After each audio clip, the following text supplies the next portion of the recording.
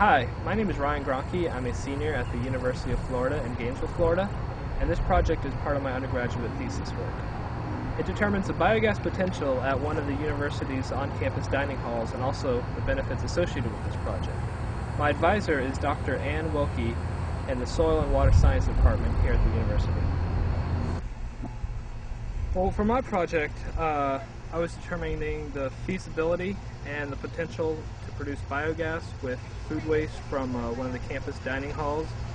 And what I did was measure the food waste. It was kind of a two-part experiment. I did a waste audit at the dining hall to determine how much food waste they produce, because right now there's no current measure of that. And they have two different waste streams. One is a plate waste, which takes food off of customers' plates that they haven't eaten. They return that, and that currently gets mulched in a food disposal and gets sent to the sewage treatment plant. And the other waste stream is from the kitchen, and that just gets disposed of in bags and taken to the dump through a dumpster. And so far what I've done is measured the plate waste in the digester. That was the most easy to obtain and also the most homogeneous at the dining hall. So after I collect the food waste, I grind it using a 5-gallon bucket paint mixer attached to an electric drill, and this homogenizes the waste and also breaks down some of the larger pieces.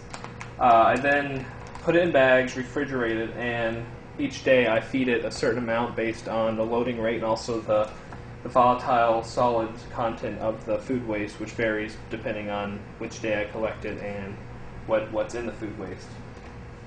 Currently I'm feeding it at a 2 grams per liter loading rate of VS, 2 grams VS per liter, and I weigh it on the scale. And to get the required amount, this is on a wet weight basis, but it's approximately 30% volatile solids, 30 to 40%, and then I take that after I get the weight and I bring it out to my digester and mix it with water. So this is my digester setup and metering setup that I use to feed the food waste and also to measure how much biogas is produced from the system. And I'll go through the steps of what I do to both feed it and also to measure it, and I do this on a daily basis. I first take the food waste. It's about a pound or 128 grams of volatile solids, and I put it in a bucket and then mix it with water to come up to 3 liters, and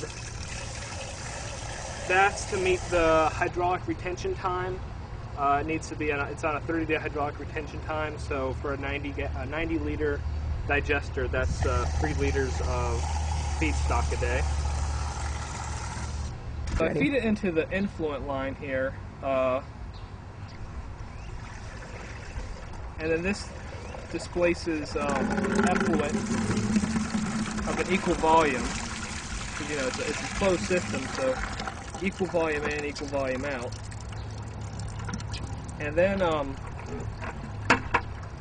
can take the effluent and measure its volatile solids, and that is used to determine how much volatile solids have been destructed within the digester, and that shows how efficient it's working.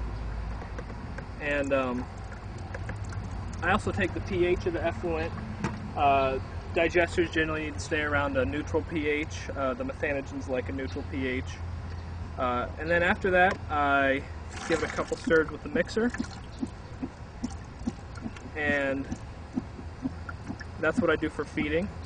Gas, this line right here, when this produces gas is given off through here, travels through this line and then bubbles into the biogas collector. It bubbles through the water. The positive pressure within the digester, gas is pumped out there, and the negative pressure of the water siphon sucks the gas out. So gas is collected in here, methane gas, and along with carbon dioxide and generally whatever makes up the biogas.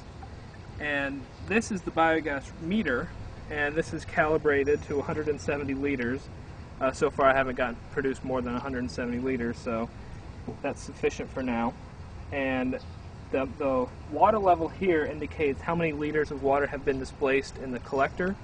So it's equal to the gas produced, and that's what I do to measure how much gas the digester produces in a day. And I check this at the same time every day to get the daily biogas production.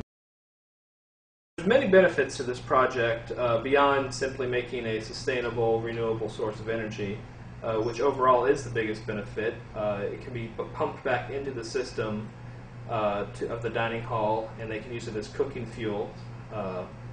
Biogas is readily convertible and readily burnable by most appliances. There might be some slight modifications depending on how much methane content is within the biogas. But beyond this, there's other benefits, including the waste reduction and energy associated with that waste disposal system. The plate scraps are disposed of in the landfill, and that has to get trucked, and gas has to fill up those trucks. And then within the landfill, methane is given off and released to the atmosphere, which contributes to global warming. And also the plate scraps are sent to the sewage treatment plant, and that takes a lot of energy to treat the food waste there. And if this was eliminated and used in an anaerobic digester system, that load to the sewage treatment plant would be eliminated. And also it would be a visual thing for students to come, because overall this is really just a sort of a display size digester. There are many large digesters out there, but this would be relatively small compared to those at the dining hall.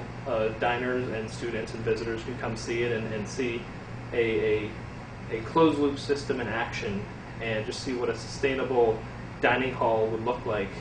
One possibility would be to use the effluent from the digester and send it to local farms, and then these local farms could grow produce, which the dining hall could then purchase and use in their food, and then that could again be used to feed the digester, and you would have kind of a closed loop system with that, as well as a closed loop energy system. Once the food is digested, it would then give off gas that could be cooked used to cook more food, and this would just create a whole sustainable microcosm within the university.